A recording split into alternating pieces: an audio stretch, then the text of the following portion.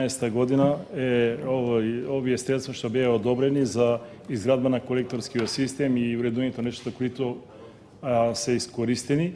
Меѓутоа ви кажав дека е започната изградбата на колекторскиот систем, а не дека е завршена. Меѓутоа, штом не е завршен колекторскиот систем, тој не може да се стави во функција и не може да се направи никаков технички прием дека тој систем е изграден и дека може да функционира.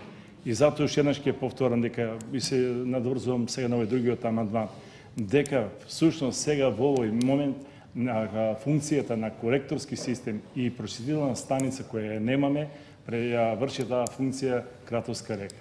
Ние за прочистителната станица веќе општината има направен основен проект, истиот основен проект е ревидиран, одредена е локацијата и мислам дека треба да се има во предвид.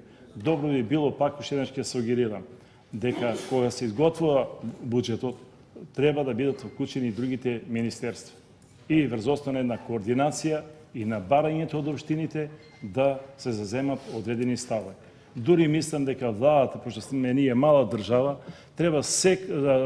владата треба да има увид за секое мало место, со кои тоа мало место или уопште некоја урбана средина се среќава со кои инфраструктурни проблеми.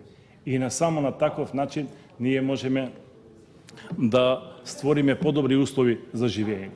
Со изградбата на прочистителната станица, со третманот на отпадните води, на фекалиите, бенефитот ќе го почувствуваат околу 10.000 граѓани.